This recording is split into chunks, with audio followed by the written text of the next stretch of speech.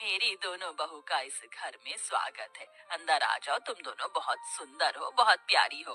केसरी ऐसा सोचकर अपने मन में सोच रही होती है। अब मेरी दोनों बहू आ गई हैं, इस घर को अच्छे से संभाल लेंगी, जैसे कि मैंने संभाला है। ऊपर से अब ठंड में मुझे काम भी नहीं करना पड़ेगा। जैसा मैंने सोचा था उससे भी बहुत सुंदर है मेरा ससुराल। अपना ससुराल देखकर तो मुझे इतनी खुशी हो रही है कि बस क्या बताऊं। मेरी तो सारी ठंड भी भाग गई। यहाँ तो किसी चीज की कमी ही नहीं है। सच कहूँ तो बहुत सुंदर लग रहा है ससुराल। पहले तो मैंने बहुत गरीबी देखी है, लेकिन ससुराल में किसी चीज की कमी नहीं होगी क्योंकि सब बढ़िया है। दोनों बहू के चेहरे पर मुस्कान थी। तुम दोनों बहुत थक चुकी होगी और तुम्हें ठंड भी लग रही होगी। चलो, मैं तुम्हें तुम्हारे कमरे में छोड़ आती हूँ, उसके बाद तुम्हारी पहली रसोई की रस्म करेंगे। केसरी ऐसा कहकर अपनी दोनों बहू को उनके कमरे में लेकर जाती है, जहाँ दोनों बहू थोड़ी देर आराम करती हैं। कुछ ही देर में केसरी उनके पास आती है और उन्हें पहली रसोई की रस्म के लिए बुलाती है। तुम दोनों ने आराम तो कर ही लिया होगा, चलो पहली रसोई की रस्म भी कर लेते हैं। केसरी ऐसा कहने के बाद दोनों बहू को ठंड में रसोई में छोड़कर बाहर चली जाती है। थोड़ी ही देर में फिर से वो दोबारा आती है। मुझे माफ कर देना, मैं तो तुम्हें सामान निकाल कर देना ही भूल गई, अभी देती हूँ। केसरी रसोई में आकर एक कटोरी लेती है और उसमें 6 चम्मच चीनी डालती है, 2 गिलास दूध निकाल कर रख देती है और साथ में 2 कटोरी चावल निकाल के डोंगे में रख देती है। ये रहा सारा सामान। अब तुम अच्छी सी स्वादिष्ट खीर बनाकर सभी के लिए मीठे में लेकर आ जाना। केसरी इतना कहकर रसोई से बाहर चली जाती है और दोनों बहू एक दूसरे की तरफ देख रही होती है।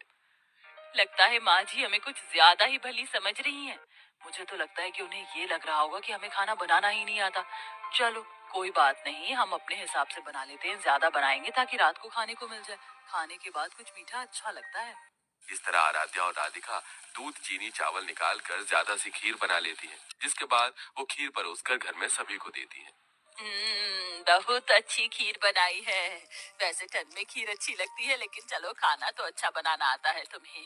कितनी अच्छी बात है, मेरी बहू तो बिल्कुल मेरे जैसी आई है, थोड़े सामान में ही अच्छा खाना बनाना। केसरी ये सोचकर बहुत खुश हो रही होती है। वो कुछ देर बाद अपने कमरे में आराम करने चली जाती है। अब दोपहर का खाना बनाने की बारी आती है, तो दोनों बहू ठंड में रसोई में आती है। कुछ ही देर में केसरी भी रसोई में आती है। अरे, इस वक्त तुम रसोई में क्या कर रही हो? माँ जी, हमने सोचा कि समय पर ही दोपहर का खाना बना देते हैं। अरे, दोपहर के खाने की क्या जरूरत है, सीधा शाम को खाना बनाना चाहिए ना। वैसे भी ठंड में इतनी भूख कहाँ लगती है, और इस पतीले में क्या रखा है? केसरी तब पतीले को देखती है तो उसके अंदर खीर होती है। हे भगवान, इतनी सारी खीर! तुम दोनों ने इतनी सारी खीर कैसे बना दी, जबकि मैंने तुम्हें सिर्फ 2 कटोरी चावल दिए थे, 2 गिलास दूध दिया था। अरे माँ जी, हमने ज्यादा इसलिए बना ली थी ताकि हम रात तक आराम से खीर खाते रहें। हे भगवान, तुम्हारा पेट है कि कुआं? आज के बाद ऐसा बिल्कुल नहीं होना चाहिए। जितना मैं सामान दूंगी उतना ही बनेगा। ठंड में इतना खाना कोई नहीं खाता। लेकिन माँ जी, लेकिन वेकिन कुछ नहीं। इस घर को चलाना है या घर की बर्बादी करनी है? आज से ही अपने कान में आठा लगा लो, फिर ये गलती नहीं होनी चाहिए। राम राम राम, इतनी सारी खीर देखकर कहीं आज मुझे हार्ट अटैक ही ना आ जाए। ऐसा बोलते बोलते केसरी अपने कमरे में चली जाती है और दोनों बहू ठंड में कांपते हुए एक दूसरे को देखती रह जाती हैं।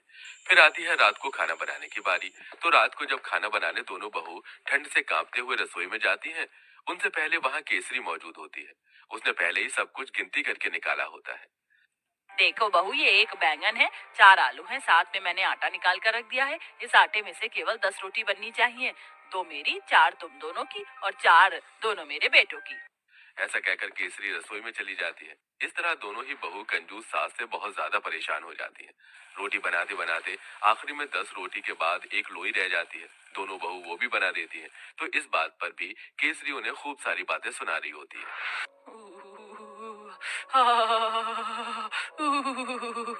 बहुत ठंड लग रही है। एक तो घर के सारे काम करो, ऊपर से खाना भी बनाओ, तो गिनती का। मेरा तो पेट भी नहीं भरता। पता नहीं कंजूस सास हमें कुछ खाने क्यों नहीं देती। सही बोल रही हो। ऊपर से रसोई में काम करते हुए ठंड लगती है। हमारी सास हमें एक हीटर भी नहीं ला कर दे सकती। वैसे मुझे बहुत जोरों से भूख लगी है। 2 रोटी में मेरा क्या होगा? एक आखिरी में 10 रोटी के बाद एक लोई रह जाती है। दोनों बहू वो भी बना देती हैं।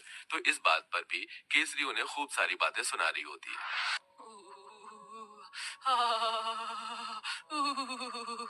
बहुत ठंड लग रही है। एक तो घर के सारे काम करो, ऊपर से खाना भी बनाओ, तो गिनती का।